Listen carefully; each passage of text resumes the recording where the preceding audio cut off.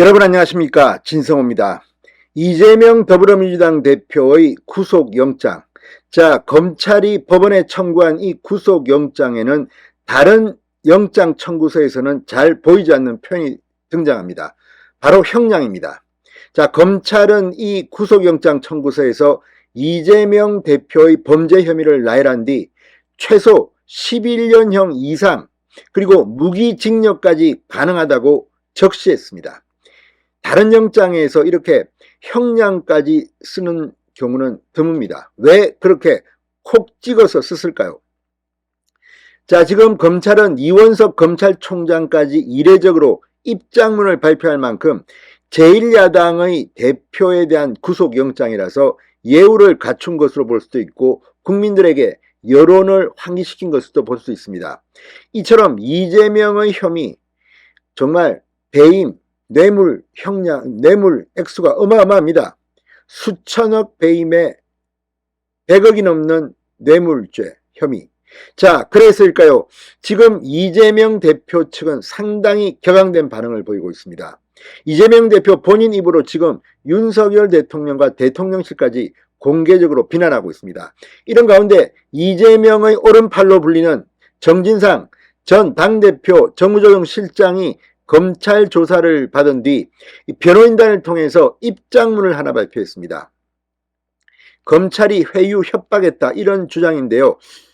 자, 왜 그랬겠습니까? 지금 이 언론들은 이재명 대표가 가장 겁내는 것을 참모의 배신이다, 뭐 이렇게 분석하는 경우도 있습니다. 물론 이건 어디까지나 언론의 주관적인 판단이겠지만 유동규 전 성남도시개발공사 기획본부장이 입을 열면서 지금 이재명은 상당히 어려워졌습니다. 유동규는 서서히 말려 죽이겠다고 했고 실제 불법 대선 자금 구체적인 액수 등이 유동규가 불면서 지금 김용, 정진상은 구속된 상태에서 조사를 받고 있습니다.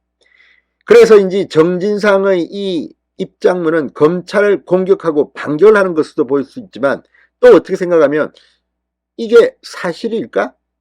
흔히들 이런 방법을 씁니다. 아무튼 진실은 알 수 없겠죠. 검찰은 이 정진상 변호인단의 입장문을 반박하고 있습니다.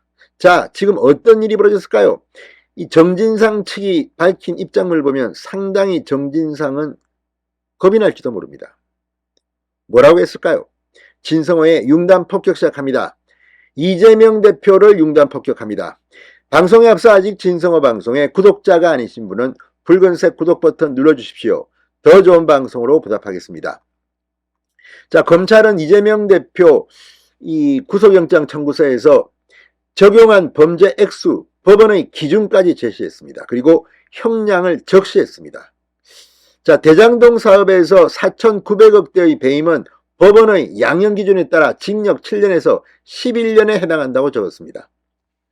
성남FC와 관련한 133억 원의 뇌물은 적극적으로 요구한 만큼 가중처벌까지 감안하면 징역 11년 이상이나 무기징역형이라고 썼습니다. 실제 1억 원 이상의 뇌물죄는 이 가중처벌됩니다. 무기징역이 가능합니다. 그러면서 징역 11년 이상이 선고될 게 명백하다고 적시했습니다. 자, 헌정사상 처음 있는 제1야당 대표에 대한 구속영장 청구라는 점에서 중대한 범죄라는 점을 강조한 것으로 보입니다. 이원석 검찰총장도 개별 사건으로는 이례적으로 직접 거대한 지역 토착 비리라서 구속영장 청구가 불가피하다는 입장을 내게 됐습니다. 자, 이런 분위기 속에서 오늘 방금 전 정진상 측 입장문을 하나 냈습니다. 검찰로부터 회유와 협박을 받았다고 주장했습니다. 검찰은 전혀 사실과 다른 주장이라고 유감을 표시했습니다.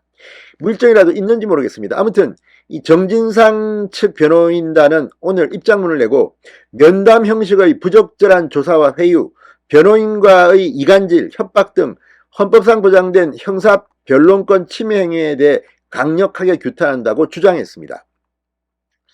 자, 변호인단은 이 검찰에 소환돼 정진상 전 실장이 검사실로 갔을 때 조사 담당이 아닌 검사가 일방적으로 차담을 진행했다고 주장했습니다. 약 7분 뒤 도착한 변호인이 면담에 동석한 뒤 이 검사는 정 전 실장에게 본인을 위해 뭐가 좋은지 생각해야 한다. 진실을 진술해달라. 면담도 구두조사의 일환이라는 취지로 회유성 면담을 했다는 게 변호인단의 주장입니다. 변호인은 면담도 조사라면 조서로 남겨달라고 요청하자 면담은 종료됐다고 합니다. 자, 정진상 실장에 따르면 변호인이 화장실 이용 문제로 잠시 자리를 비운 사이 조사 담당 검사는 변호사 너무 믿지 말라. 당신만 생각해라. 지금 변호사가 당신에게 도움되는지 잘 생각해라. 독방에 생활하나. 그래서 지금은 괜찮을지 몰라도 형이 선고되면 멀리 지방교도소 가서 강력범들과도 혼방 생활을 할 수 있는데 괜찮겠나. 이렇게 말했다고 합니다.